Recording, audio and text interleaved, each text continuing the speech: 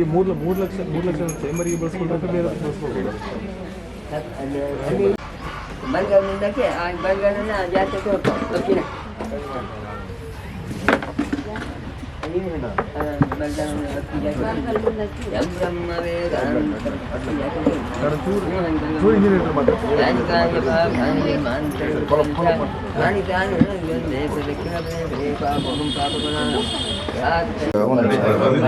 ಮನೆ ಒಳಗಿರ್ಲಿ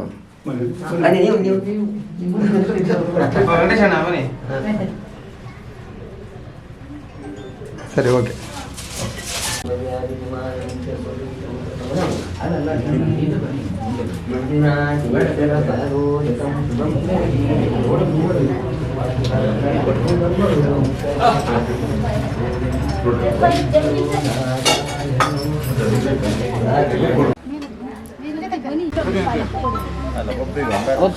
ಮಾತ್ರ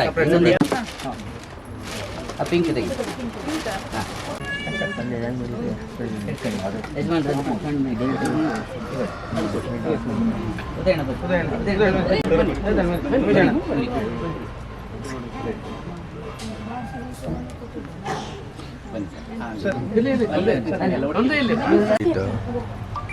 ಅಲ್ಲ ಸರಿ ನಿಂತ್ಕಣೆ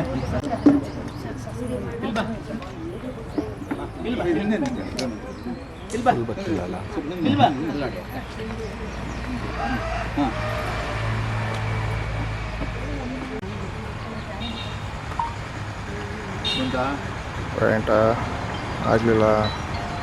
ಟೀಚರ್ ಮೇಡಮ್ ಬನ್ನಿ ಒಗ್ಗಡಿ ಜ್ಞಾನದೀಪ ಶಿಕ್ಷಕ ಬನ್ನಿ ಬನ್ನಿ ಇಲ್ಲಿ ಬನ್ನಿ ಇಲ್ಲಿ. ಕ್ಷೇತ್ರ ಧರ್ಮಸ್ಥಳ ಗ್ರಾಮೀಣ ಅಭಿವೃದ್ಧಿ ಯೋಜನೆಯ ಜ್ಞಾನ ವಿಕಾಸ ಕಾರ್ಯಕ್ರಮದ ಅಡಿಯಲ್ಲಿ ವಾತ್ಸಲ್ಯ ಮನೆ ಹಸ್ತಾಂತರ ಕಾರ್ಯಕ್ರಮ ಇಂದು ದೇವಲಕುಂದದಲ್ಲಿ ನಡೀತಾ ಇದೆ. ಈ ಭಾಗದ ರಾಜು ದಂಪತಿಯವರಿಗೆ ಇವತ್ತು ಕ್ಷೇತ್ರದ ವತಿಯಿಂದ ಸಂಘಟನೆ ವತಿಯಿಂದ ವಾತ್ಸಲ್ಯ ಮನೆಯನ್ನು ಹಸ್ತಾಂತರ ಮಾಡಿದ್ದೇವೆ. ಶ್ರೀ ಕ್ಷೇತ್ರ ಧರ್ಮಸ್ಥಳ ಸಂಘಟನೆಯ ಮೂಲಕ ಸಮಾಜದ ಎಲ್ಲ ಸ್ತರದ ಜನರಿಗೆ ಕಾರ್ಯಕ್ರಮಗಳನ್ನು ಕೊಟ್ಕೊಂತು ಬಂದಿದೆ.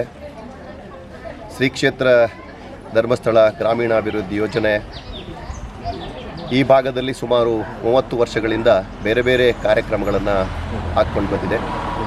ಈ ದಿನ 827ನೇ ವಾತ್ಸಲ್ಯ ಮನೆಯನ್ನು ಇವತ್ತು ಹಸ್ತಾಂತರ ಮಾಡಲಾಗಿದೆ. ಶ್ರೀ ಕ್ಷೇತ್ರ ಧರ್ಮಸ್ಥಳ ಮತ್ತು ತನ್ನ ಸಂಘಟನೆಯ ಮೂಲಕ ಅಶಕ್ತರಿಗೆ, ನಿಶ್ಶಕ್ತರಿಗೆ, ಸಮಾಜದಲ್ಲಿ ಆರ್ಥಿಕವಾಗಿ, ಸಾಮಾಜಿಕವಾಗಿ, ಶೈಕ್ಷಣಿಕವಾಗಿ ಹಿಂದುಳಿದ ವರ್ಗದವರಿಗೆ ಬೇರೆ ಬೇರೆ ಕಾರ್ಯಕ್ರಮಗಳನ್ನು ಹಾಕ್ಕೊಂಡು ಬಂದಿದೆ. ನಮ್ಮ ಸಂಘಟನೆ ಈ ಭಾಗದ ಜನರಿಗೆ ಸಾಕಷ್ಟು ಕಾರ್ಯಕ್ರಮಗಳ ಮೂಲಕ ಸಹಾಯವನ್ನು ಮಾಡಿದೆ. ನಮ್ಮ ಕ್ಷೇತ್ರ ಮತ್ತು ಸಂಘಟನೆ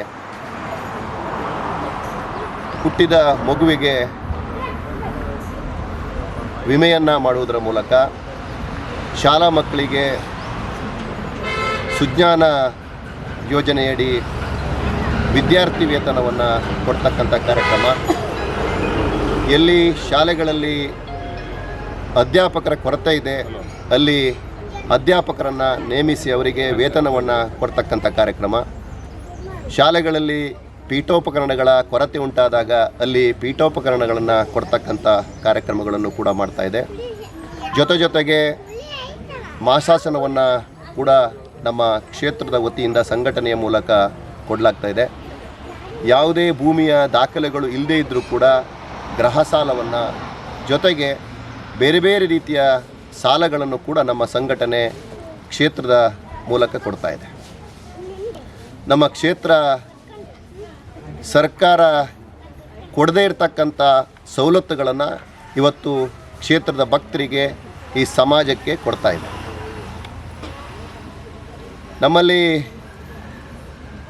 ಬೇರೆ ಬೇರೆ ವಿಮೆಗಳ ಮೂಲಕ ಸಾಲವನ್ನು ಪಡೆದವರು ಮೃತರಾದರೆ ಆ ಸಾಲ ಮನ್ನಾ ಮಾಡ್ತಕ್ಕಂಥ ಯೋಜನೆ ಕೂಡ ನಮ್ಮ ಸಂಘಟನೆಯಲ್ಲಿ ಇದೆ.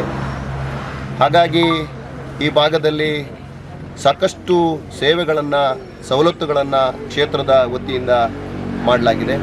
ಇವತ್ತು ಭಾಳಷ್ಟು ಖುಷಿ ಅಂತೇಳಿದರೆ ದೇವಲಕುಂದದ ರಾಜು ದಂಪತಿಯವರಿಗೆ ಭೂಮಿಯ ದಾಖಲೆಗಳು ಇಲ್ಲದೇ ಇರತಕ್ಕಂಥ ಸಂದರ್ಭದಲ್ಲಿ ಸ್ಥಳೀಯ ಗ್ರಾಮ ಪಂಚಾಯತ್ನಿಂದ ಅಥವಾ ಸರ್ಕಾರದಿಂದ ಅವರಿಗೆ ಮನೆಯನ್ನು ಕೊಡ್ತಕ್ಕಂಥ ಸವಲತ್ತಿನಿಂದ ವಂಚಿತರಾಗಿದ್ದಾರೆ. ಹಾಗಾಗಿ ಕ್ಷೇತ್ರ ಈ ಸಂಘಟನೆ ಇಲ್ಲಿನ ಪರಿಸ್ಥಿತಿಯನ್ನು ಮನಗಂಡು ಅವರಿಗೆ ಸುಮಾರು 1,30,000 ರೂಪಾಯಿ ವೆಚ್ಚದಲ್ಲಿ ಒಂದು ಒಳ್ಳೆಯ ಮನೆಯನ್ನು ನಿರ್ಮಾಣ ಮಾಡಿಕೊಟ್ಟಿದೆ. ಭಾಳಷ್ಟು ಖುಷಿ ಆಗ್ತಾಯಿದೆ. ಜೊತೆಗೆ ಅಡುಗೆ ಪರಿಕರಗಳನ್ನು ಕೂಡ ಈ ದಂಪತಿಯವರಿಗೆ ನೀಡಲಾಗಿದೆ. ಹಾಗಾಗಿ ಕ್ಷೇತ್ರವನ್ನು ಸಂಘಟನೆಯನ್ನು ನಾವೆಲ್ಲರೂ ಕೂಡ ಅಭಿನಂದಿಸಬೇಕು. ಕ್ಷೇತ್ರದ ಸಂಘಟನೆಯ ಪರವಾಗಿ ನಾವು ಎಲ್ಲರೂ ಇರಬೇಕು ಅಂತಕ್ಕಂಥ ಮಾತನಾಡ್ತಾ ನನ್ನ ಮಾತನ್ನು ಮುಗಿಸ್ತೇನೆ. ದೇವಲಕುಂದ ಗ್ರಾಮದ ರಾಜು ದಂಪತಿಗಳಿಗೆ ವಾತ್ಸಲ್ಯ ಯೋಜನೆಯಡಿ ಸೂರನ್ನು ನಿರ್ಮಿಸುವುದರೊಂದಿಗೆ ಇವತ್ತು ಮನೆಯ ಗೃಹ ಪ್ರವೇಶ ಕಾರ್ಯಕ್ರಮ ಕೂಡ ಎಲ್ಲರ ಸಮ್ಮುಖದಲ್ಲಿ ನಡೆದಿದೆ. ಈ ಪ್ರಯುಕ್ತ ಧರ್ಮಸ್ಥಳ ಗ್ರಾಮಾಭಿವೃದ್ಧಿ ಸಂಘಟನೆಯ ಎಲ್ಲ ಪದಾಧಿಕಾರಿಗಳಿಗೂ ಹಾಗೂ ಸಂಘದ ಹಿತೈಷಿಗಳಿಗೂ ಈ ಗ್ರಾಮಸ್ಥರ ಪರವಾಗಿ ಧನ್ಯವಾದ ಹೇಳಲಿಕ್ಕೆ ಇಷ್ಟಪಡ್ತೇನೆ. ಯಾಕೆ ಕೇಳಿದರೆ ಅಶಕ್ತರಿಗೆ ಸೂರು ನೀಡುವುದರಲ್ಲಿ ಧರ್ಮಸ್ಥಳ ಗ್ರಾಮಾಭಿವೃದ್ಧಿ ಸಂಘ ಒಂದು ದಿಟ್ಟ ಹೆಜ್ಜೆಯನ್ನು ಇಟ್ಟು ಇದು 827ನೇ ವಾತ್ಸಲ್ಯ ಮನೆಯನ್ನು ಇವತ್ತು ಹಸ್ತಾಂತರಗೊಂಡಿದೆ. ಧರ್ಮಸ್ಥಳ ಗ್ರಾಮಾಭಿವೃದ್ಧಿ ಸಂಘ ಅಂತದ್ದು ತುಂಬ ಸಮಾಜಮುಖಿ ಕೆಲಸಗಳನ್ನು ಮಾಡ್ತಾಯಿದೆ.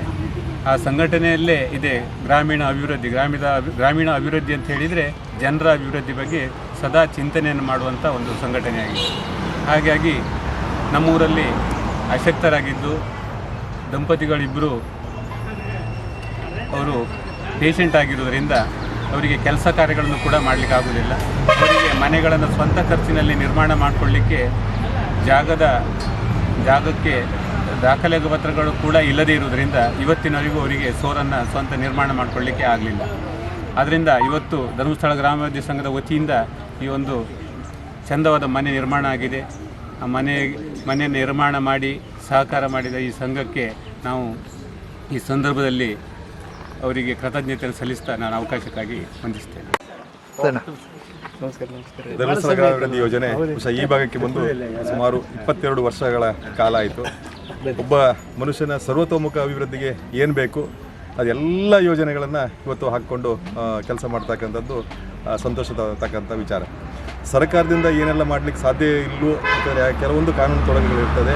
ಅದನ್ನೆಲ್ಲದನ್ನು ಈ ಯೋಜನೆಯ ಮೂಲಕ ಅನುಷ್ಠಾನ ಮಾಡ್ತಕ್ಕಂಥದ್ದು ಒಂದು ಊರಿನ ಅಭಿವೃದ್ಧಿಯ ಚಿಂತನೆಯನ್ನು ಇಟ್ಕೊಂಡು ಏನು ಕೆಲಸ ಮಾಡಬೇಕು ಅನ್ನೋ ಆಲೋಚನೆ ಇಟ್ಕೊಂಡು ಇವತ್ತು ಧರ್ಮಸ್ಥಳ ಗ್ರಾಮಾಭಿವೃದ್ಧಿ ಯೋಜನೆ ಕೆಲಸ ಮಾಡ್ತಾ ಇರ್ತಕ್ಕಂಥದ್ದು ಸಂತೋಷ ಕೊಡ್ತಕ್ಕಂಥ ವಿಚಾರ.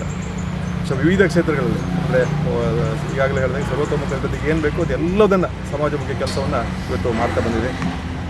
ಮನೆ ನಿರ್ಮಾಣ ಮಾಡ್ತಕ್ಕಂಥದ್ದು ಒಬ್ಬ ಮನುಷ್ಯನ ಕನಸು. ಈ ಮನೆಯ ರಾಜು ದಂಪತಿಗಳು ಅತ್ಯಂತ ಕಷ್ಟಕರ ಸ್ಥಿತಿಯಲ್ಲಿ ಒಂದು ಜೋಪಡಿಯಲ್ಲಿ ವಾಸ ಮಾಡ್ತಕ್ಕಂಥದ್ದನ್ನು ಈ ಭಾಗದ ಧರ್ಮಸ್ಥಳ ಗ್ರಾಮಾಭಿವೃದ್ಧಿ ಯೋಜನೆಯ ಸದಸ್ಯರು ಗುರುತಿಸಿ ಅವರಿಗೆ ಮನೆ ನೀಡ್ತಕ್ಕಂಥ ಕೆಲಸವನ್ನು ಇವತ್ತು ಮಾಡಿದ್ದಾರೆ. ಸೊ ಅದು ಯೋಜನೆಯ ವಾತ್ಸಲ್ಯ ಯೋಜನೆಯ 827ನೇ ಮನೆ ಇದಾಗಿರ್ತದೆ. ಅತ್ಯಂತ ಸಣ್ಣ ಬಜೆಟ್ನಲ್ಲಿ 1,35,000 ರೂಪಾಯಿಯನ್ನು ಖರ್ಚು ಮಾಡಿ ಅಲ್ಲದೆ ಅದರ ಶೌರ್ಯ ತಂಡದ ಸದಸ್ಯರು ಅವರ ಕರಸೇವೆ ಮೂಲಕ ಸಹ ಈ ಮನೆ ನಿರ್ಮಾಣಕ್ಕೆ ಸಹಾಯವನ್ನು ಮಾಡಿರ್ತಾರೆ. ಸಾಮಾನ್ಯವಾಗಿ ನಾವು ಮನೆ ನಿರ್ಮಾಣ ಮಾಡಬೇಕಂತ ಹೇಳಿದ ಕೂಡಲೇ ನಮ್ಮ ಬಜೆಟ್ ಜಾಸ್ತಿ ಇರ್ತದೆ. ಈಗ ಗ್ರಾಮ ಪಂಚಾಯತಲ್ಲೂ ಸಹ SC/ST ಕುಟುಂಬಕ್ಕೆ 2 ಲಕ್ಷ ರೂಪಾಯಿ ಸಹಾಯಧನ ಸಿಗ್ತದೆ. ಆದರೆ ಆ 2 ಲಕ್ಷ ರೂಪಾಯಲ್ಲಿ ಮನೆ ಮಾಡ್ಕೊಳ್ಳಿಕ್ಕೆ ಆಗೋದಿಲ್ಲ ಅಂತೇಳಿ ಯಾರು ಆ ಮನೆಯನ್ನು ತಗೊಳ್ಳದೇ ಇರ್ತಕ್ಕಂಥ ಪರಿಸ್ಥಿತಿ ಇದೆ. ಹಾಗೆ ST ಕುಟುಂಬಕ್ಕೆ 4.5 ಲಕ್ಷ ರೂಪಾಯಿ ಸಹಾಯಧನ ಇರ್ತದೆ. ಆದರೆ ಆ 4.5 ಲಕ್ಷ ರೂಪಾಯಲ್ಲಿ ಮನೆ ಮಾಡಲಿಕ್ಕೆ ಆಗೋದಿಲ್ಲ ಅಂಥೇಳಿ ಆ ಮನೆಯನ್ನು ಎಷ್ಟೋ ಬಹುಶಃ ಇವತ್ತು ಯೋಜನೆ ವಿಫಲ ಆಗ್ತದೆ ನಾವು ಕಾಣ್ತಕ್ಕಂಥ ವಿಚಾರ. ಆದರೆ ಬರೀ 1,35,000 ರೂಪಾಯಲ್ಲಿ ಇಂಥ ಮನೆಯನ್ನು ನಿರ್ಮಾಣ ಮಾಡಿದರೆ ಮುಂದಿನ ದಿನಗಳಲ್ಲಿ SC/ST ಕಮ್ಯುನಿಟಿಯವರು ಇದರ ಸದ್ಬಳಕೆಯನ್ನು ಮಾಡಿಕೊಳ್ಬೇಕು. ಹಾಗೆ ಧರ್ಮಸ್ಥಳ ಗ್ರಾಮಾಭಿವೃದ್ಧಿ ಯೋಜನೆ ಮತ್ತು ನಮ್ಮ ಸರ್ಕಾರದ ಯೋಜನೆಗಳು ಒಟ್ಟಾಗಿ ಕೆಲಸ ಮಾಡಿದರೆ ಇದು ಖಂಡಿತ ಸಾಧ್ಯ ಆಗ್ತದೆ. ಸರ್ಕಾರದಿಂದ ಮನೆಗಳನ್ನು ಕೊಡಲಿಕ್ಕೆ ಕೆಲವೊಂದು ಅಡೆತಡೆಗಳಿರ್ತದೆ. ಒಂದು RTC ಕಂಪಲ್ಸರಿ ಬೇಕಾಗಿರ್ತದೆ. ಹಾಗೆ ಸುಮಾರು 3-4 ವರ್ಷಗಳಿಂದ ನಮಗೆ ಗ್ರಾಮ ಪಂಚಾಯತಿಗೆ ಮನೆಯೇ ಬಂದಿರಲಿಲ್ಲ. ಸರ್ಕಾರದಿಂದ ಮಾಡಲಿಕ್ಕೆ ಆಗದೇ ಇರತಕ್ಕಂಥದ್ದು ಅಥವಾ ಗ್ರಾಮ ಪಂಚಾಯತಿಯಿಂದ ಮಾಡಲಿಕ್ಕೆ ಆಗದೇ ಇರತಕ್ಕಂಥದ್ದನ್ನು ಧರ್ಮಸ್ಥಳ ಗ್ರಾಮಾಭಿವೃದ್ಧಿ ಯೋಜನೆ ಪೂರೈಸತಕ್ಕಂಥದ್ದು ಭಾಳಷ್ಟು ಹೆಮ್ಮೆ ತಕ್ಕಂಥ ವಿಚಾರ. ಈ ಸಂದರ್ಭದಲ್ಲಿ ಧರ್ಮಸ್ಥಳ ಗ್ರಾಮಾಭಿವೃದ್ಧಿ ಯೋಜನೆಯ ಕೃತಜ್ಞತೆಗಳನ್ನು ಸಲ್ಲಿಸ್ತಾ ಅವಕಾಶ ಹೊಂದಿಸಿ ನನ್ನ ಮಾತನ್ನು ಮುಗಿಸ್ತೇನೆ. ನಮ್ಮ ಶ್ರೀಕೃಷ್ಣ ಧರ್ಮಸ್ಥಳದ ಸೂಪರ್ವೈಸರು ನನ್ನ ಬರಲಿಕ್ಕೆ ಹೇಳಿದಾಗ ತುಂಬ ಸಂತೋಷ ಆಯಿತು. ನನಗೂ ಮತ್ತು ಶ್ರೀ ಕ್ಷೇತ್ರ ಧರ್ಮಸ್ಥಳಕ್ಕೆ ಡೈರೆಕ್ಟ್ ಕಾಂಟ್ಯಾಕ್ಟ್ ಇರುವಂಥದ್ದು 2005 ಇಸ್ವಿಯಲ್ಲಿ ನಮ್ಮ ಮನಸ್ಸು ದೇವಸ್ಥಾನವನ್ನು ಜೀರ್ಣೋದ್ಧಾರ ಮಾಡಲಿಕ್ಕೆ ಹೊರಟಾಗ ಶ್ರೀ ಕ್ಷೇತ್ರ ಧರ್ಮಸ್ಥಳದ ಗ್ರಾಮಾಭಿವೃದ್ಧಿ ಯೋಜನೆಯವರು ಮಾಡಿದ ಸಹಕಾರವನ್ನು ನಾನು ಎಂದೆಂದಿಗೂ ಮರಲಿಕ್ಕೆ ಸಾಧ್ಯವಿಲ್ಲ. ಅಷ್ಟರ ಮಟ್ಟಿನ ಸಹಕಾರ ಬಹುಶಃ ಈ ಕೆಲಸಕ್ಕೆ ನಾವು ಕೂಲಿ ಕೊಡೋದಿದ್ರೆ ಮುಂದಿನ ಕಾಲದಲ್ಲಿ ಬಹುಶಃ ಲಕ್ಷಾಂತರ ರೂಪಾಯಿ ನಾವು ಖರ್ಚು ಮಾಡಬೇಕಾಗಿತ್ತು. ಅಷ್ಟರ ಮಟ್ಟಿಗೆ ಧರ್ಮಸ್ಥಳದ ಗ್ರಾಮಾಭಿವೃದ್ಧಿ ಯೋಜನೆ ಅಂದಿನ ಸೂಪರ್ವೈಸರ್ ದಿನೇಶ್ರವರಾಗಲಿ ಚಂದ್ರಶೇಖರ್ ಅವರಾಗಲಿ ಸ್ವತಃ ತಾವೇ ಮುಂದಿಟ್ಟು ಮಾಡಿದ್ದಾರೆ ಅಂತ ಆ ಒಂದು ಧರ್ಮಸ್ಥಳ ಮತ್ತು ಗ್ರಾಮಾಭಿವೃದ್ಧಿಯ ಮೂಲಕ ಧರ್ಮಸ್ಥಳ ಕ್ಷೇತ್ರಕ್ಕೆ ನನ್ನ ಸಂಬಂಧ 2005 ಇಸ್ವಿಯಿಂದ.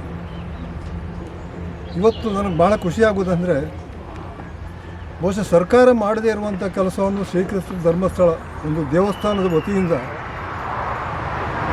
ಇಷ್ಟೊಂದು ಮಾಡಲಿಕ್ಕೆ ಸಾಧ್ಯವಾಗಿದೆ. ಈ ಕರ್ನಾಟಕದಾದ್ಯಂತ ನಿಮಗೆಲ್ಲರೂ ಗೊತ್ತಿರ್ಬೋದು ಶ್ರೀ ಕ್ಷೇತ್ರ ಧರ್ಮಸ್ಥಳ ಎಷ್ಟು ಮಟ್ಟಿಗೆ ಇವತ್ತು ಪ್ರಸಿದ್ಧಿಯಾಗಿದೆ ಅಂದರೆ ಅವರ ಜನಸೇವೆ ಮೂಲಕ ಕರ್ನಾಟಕದಾದ್ಯಂತ ಶ್ರೀಕೃಷ್ಣ ಧರ್ಮಸ್ಥಳದ ಇವತ್ತು ಹೆಸರುವಾಸಿಯಾಗಿದೆ. ಅವರ ಸೇವೆಯಿಂದ, ಜನರಿಗೆ ಮಾಡುವಂಥ ಸೇವೆಯಿಂದ 827 ಮನೆಯನ್ನು ಒಂದು ದೇವಸ್ಥಾನ ನಡೆಸುವವರು ಕಟ್ಟಿಕೊಟ್ಟಿದ್ದಾರೆ. ಅಂದರೆ ನಮ್ಮ ಈ ಕರ್ನಾಟಕದಲ್ಲಿ ಎಷ್ಟೊಂದು ದೇವಸ್ಥಾನ ಇದೆ, ಕೋಟ್ಯಾಂತರ ರೂಪಾಯಿ ಇದೆ. ಅದನ್ನು ಈ ಥರ ದೀನ ದಲಿತರಿಗೆ, ಬಡ ಕುಟುಂಬದವರಿಗೆ ಹಂಚಿದರೆ ಬಹುಶಃ ಏನು ಗಾಂಧಿ ಕನಸು ಅಂತ ಹೇಳ್ತಾರಲ್ಲ, 100 ಪಟ್ಟು ಹೆಚ್ಚಾಗ್ತಿತ್ತು ಅಂತ. ಇವತ್ತು ನಮ್ಮ ದೇಶದಲ್ಲಿ ಏನಾಗಿದೆ, ಶ್ರೀ ಕ್ಷೇತ್ರ ಧರ್ಮಸ್ಥಳದಂಥ ಅಥವಾ ಶ್ರೀ ಕ್ಷೇತ್ರದಂಥ ಒಂದು ದೇವಸ್ಥಾನ ಸಾವಿರ ಸಂಖ್ಯೆಯಲ್ಲಿ ಈ ದೇಶದಲ್ಲಿ ಬರಬೇಕು.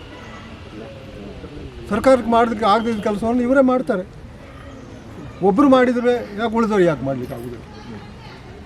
ಆ ದಿಸೆಯಲ್ಲಿ ಶ್ರೀ ಕ್ಷೇತ್ರ ಧರ್ಮಸ್ಥಳದ ಈಗಿನ ಧರ್ಮಾಧಿಕಾರಿ ಶ್ರೀ ವೀರೇಂದ್ರ ಹೆಗ್ಗಡೆಯವರಿಗೆ ನನ್ನ ಅನಂತ ವಂದನೆಗಳನ್ನು ಅರ್ಪಿಸ್ತೀನಿ. ನಾವೊಂದು 5-6 ತಿಂಗಳ ಮುಂಚೆ ಅಮೇರಿಕದಲ್ಲಿ ಈ ಕ್ಷೇತ್ರ ಧರ್ಮಸ್ಥಳದಿಂದ ಏನೇನು ಕೆಲಸ ಆಗ್ತದೆ ಅಂತ ಅಮೇರಿಕದಲ್ಲಿರುವ ನಮ್ಮ ಭಾರತೀಯರಿಗೆ ತಿಳಿಸಿದಾಗ ಅವರಿಗೂ ಕೂಡ ಆಶ್ಚರ್ಯ ಆಯಿತು. ಒಂದು ದೇವಸ್ಥಾನ ಇಷ್ಟೊಂದು ರೀತಿಯಲ್ಲಿ ಜನರಿಗೆ ಸೇವೆ ಮಾಡಲಿಕ್ಕೆ ಸಾಧ್ಯವಾದರೆ ಊರಿನ ಎಲ್ಲ ದೇವಸ್ಥಾನಗಳು ಅವರ ಉತ್ಪತ್ತಿ ಏನಿದೆ ಅದನ್ನು ದೀನ ದಲಿತರಿಗೆ ಕೊಟ್ಟರೆ ನಮ್ಮ ದೇಶ ಇನ್ನಷ್ಟು ಅಭಿವೃದ್ಧಿ ಆಗಲಿಕ್ಕೆ ಸಾಧ್ಯತೆ ಇದೆ. ಬಿಲೋ ಪಾವರ್ಟಿ ಲೈನ್ ಇದ್ದವ್ರನ್ನ ಮೇಲೆ ತರಲಿಕ್ಕೆ ಸಹಾಯವಾಗ್ತದೆ ಅಂತ ನನ್ನ ಭಾವನೆ, ಜನರ ಭಾವನೆ ಅದೇ ಇದೆ. ಏನೇ ಇರಲಿ, ಇವತ್ತು ನಮ್ಮ ರಾಜು ದಂಪತಿಗಳಿಗೆ ಶ್ರೀ ಕ್ಷೇತ್ರ ಧರ್ಮಸ್ಥಳದ ಮೂಲಕ 827 ಮನೆಯನ್ನು ಒದಗಿಸಿದ್ದೀರಿ. ಮತ್ತು ನನಗೂ ನನ್ನ ವೈಯಕ್ತಿಕವಾಗಿ ಮತ್ತು ರೋಟರಿ ಸಂಸ್ಥೆ ಮೂಲಕ ಬಹುಶಃ ನಿಮಗೆಲ್ಲರಿಗೂ ಗೊತ್ತಿರಲಿಕ್ಕಿಲ್ಲ, ಕನಿಷ್ಠ ವರ್ಷಕ್ಕೆ ನಾವು ನಮ್ಮ ಕುಂದಾಪುರ ಏರಿಯಾದಲ್ಲಿ 8ರಿಂದ 10 ಮೆಡಿಕಲ್ ಕ್ಯಾಂಪನ್ನು ಧರ್ಮಸ್ಥಳ ಶ್ರೀ ಕ್ಷೇತ್ರದಲ್ಲಿ ನಡೆಸುವಂಥ ಮೆಡಿಕಲ್ ಕಾಲೇಜ್ ಮೂಲಕ ನಾವು ಮಾಡಿಸ್ತೀವಿ. Blood camp, blood donation, I camp, ಹಾಗೆ ವರ್ಷಕ್ಕೆ 8ರಿಂದ 10 ಡೊನೇಷನ್ ಕ್ಯಾಂಪನ್ನು ನಾವು ಶ್ರೀ ಕ್ಷೇತ್ರ ಧರ್ಮಸ್ಥಳದ ಕಾಲೇಜ್ ಇರಲಿ ಅಥವಾ ಇತರ ಸಂಸ್ಥೆಗಳಲ್ಲಿ ಅವರು ಒಟ್ಟಿಗೆ ನಾವು ಮಾಡ್ತಾಯಿದ್ದೇವೆ. ಇವತ್ತು ಈ ಕ್ಷೇತ್ರದ ಮೂಲಕ ಮಾಡಿದ ಈ ಮನೆಗೆ ಬಹುಶಃ ರೋಟ್ರಿ ಮುಖಾಂತರ ಏನಾದರೂ ಅವರಿಗೆ ಪರಿಕರ ಏನಾದರೂ ಬೇಕಾದರೆ ನಾನೊಂದು 25,000 ರೂಪಾಯಿ ಮೊತ್ತದ ಪರಿಕರವನ್ನು ನಮ್ಮ ಆರೋಗ್ಯ ಸಂಸ್ಥೆ ಮೂಲಕ ನಾನು ಕೊಡಲಿಕ್ಕೆ ಪ್ರಯತ್ನ ಮಾಡ್ತೇನೆ. ಇದೊಂದು ಹೋಟ್ಲು ಕಟ್ಕೊಂಬಕ್ಕೆ ಆಗಲಿಲ್ಲ. ಈಗ ಈ ಮನೆಯೆಲ್ಲ ಮಾಡಿಕೊಟ್ಟು ನಮ್ಮ ವ್ಯವಸ್ಥೆ ಮಾಡಿಕೊಟ್ಟಿದೆ. ತುಂಬ ಖುಷಿ. ಸರ್ ಎಷ್ಟು ಆಯ್ತಪ್ಪ?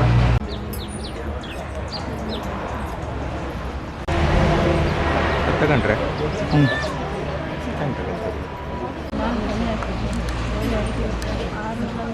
ನಾನು